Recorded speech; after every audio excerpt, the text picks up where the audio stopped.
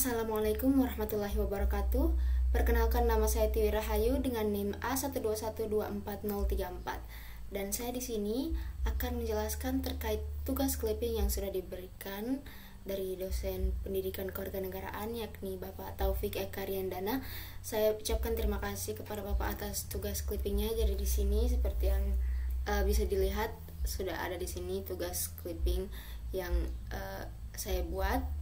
Jadi saya mengambil kasus yang terjadi di Universitas Tadulako beberapa minggu terakhir atau mungkin beberapa bulan terakhir. Jadi kasus yang saya ambil di sini itu adalah curanmor atau yang lebih dikenal dengan pencurian kendaraan bermotor. Jadi beberapa bulan yang lalu Universitas Tadulako itu dihebohkan oleh maraknya kasus pencurian kendaraan bermotor, yang dimana kasus pencuriannya itu bukan hanya satu, namun banyak sekali motor yang dicuri dan diambil. Dan tentu saja hal ini menimbulkan keresahan dalam hati para mahasiswa. Dan tak hanya mahasiswa, namun orang tua juga ikut resah, terutama orang tua yang anaknya itu di rantauan.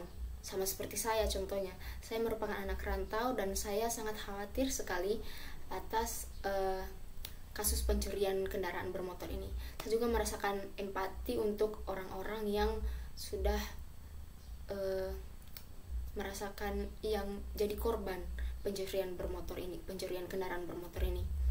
Jadi seperti yang kita ketahui, motor itu bagi seorang mahasiswa itu merupakan aset yang sangat penting sekali. Jadi bukan sekedar alat transportasi, karena motorlah atau kendaraan lah yang membuat segala hal itu menjadi mudah bagi anak rantau, bisa ke sini, bisa ke sana. Jadi tidak perlu lagi pesan-pesan Gojek, Grab, Maxim dan lain sebagainya, yang dimana itu membuang-buang uang lebih banyak ya. Jadi lebih hemat kalau menggunakan motor.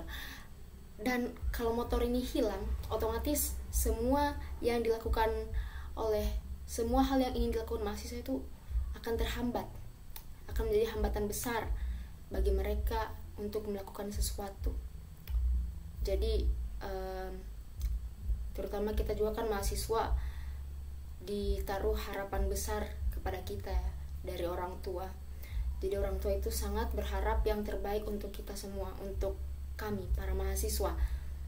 Dan sebagai seorang perantau, saya sendiri, saya sangat merasakan betapa besarnya pengorbanan orang tua saya saat pertama kali merantau ke Palu sini. Mereka mengusahakan segalanya agar saya bisa belajar di sini, dan otomatis itu akan membuat mereka sangat kecewa apabila mereka mengetahui bahwa ada motor yang hilang, yang dicuri. Mereka juga pasti akan khawatir. Namun walaupun begitu, sampai sekarang saya belum menemukan adanya solusi yang diberikan dari pihak kampus.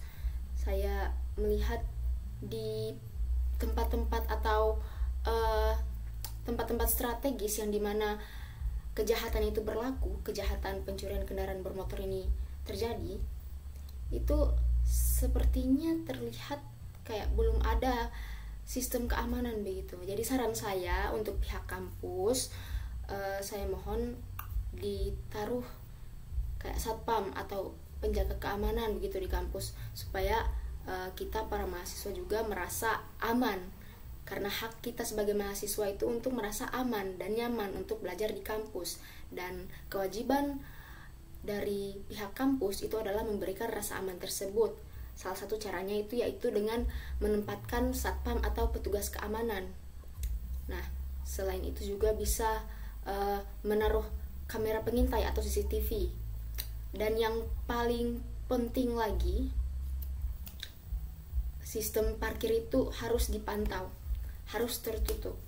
Jadi, usahakan di setiap fakultas itu atau di setiap prodi itu masing-masing ada penjaganya, masing-masing ada dia punya security. Jadi mereka inilah yang mengawasi bagaimana motor-motor kita ini dijaga, keamanannya itu dijamin. Jadi kalau bisa itu kartu tanda mahasiswa atau KTM itu dikasih jadikan kayak gimana ya, kalau misalnya mau ambil motor itu kita kasih lihat kartu tanda mahasiswa atau KTM, kartu tanda mahasiswa atau kartu perpustakaan lah bagi yang belum ada KTM, supaya itu menjadi bukti dan identitas bahwa kita ini adalah anak Universitas Tadulako, jadi bukan pencuri begitu. Jadi otomatis motor juga aman gitu. Kamera pengintai ini digunakan untuk supaya kalau misalnya sudah terjadi, kalau apabila hal buruk tersebut sudah terjadi, yakni pencurian itu sudah terjadi, kita bisa melihat dari CCTV. Saya itu jarang sekali menemukan CCTV di Universitas Tadulako. Jadi saya harap pihak kampus bisa mempertimbangkan hal ini dan meningkatkan lagi keamanan di lingkungan kampus.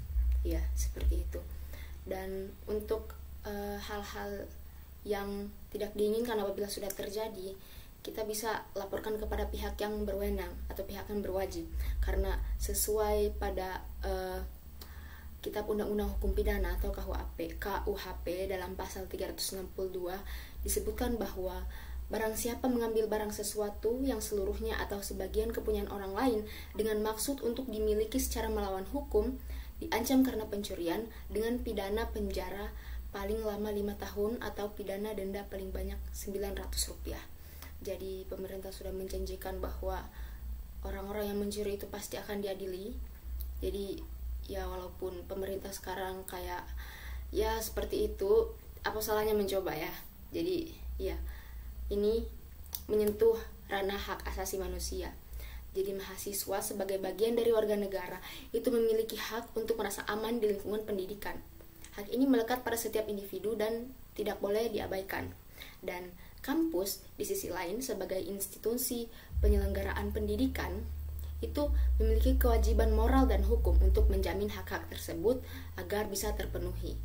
Jika rasa aman tidak diberikan, maka proses belajar mengajar pun dapat terganggu dan tujuan pendidikan tidak dapat tercapai secara maksimal, seperti itu. Jadi di sini oleh karena itu saya dengan penuh harapan mengajak pihak kampus untuk lebih peduli dan aktif dalam menciptakan lingkungan yang aman bagi seluruh mahasiswa. Jadi perubahan itu memang tidak selalu harus besar atau mahal.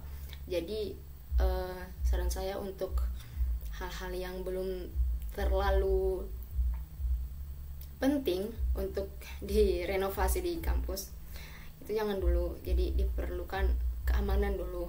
Jadi langkah kecil yang dilakukan secara konsisten dan tulus itu bisa membawa dampak besar yang baik terhadap lingkungan kampus.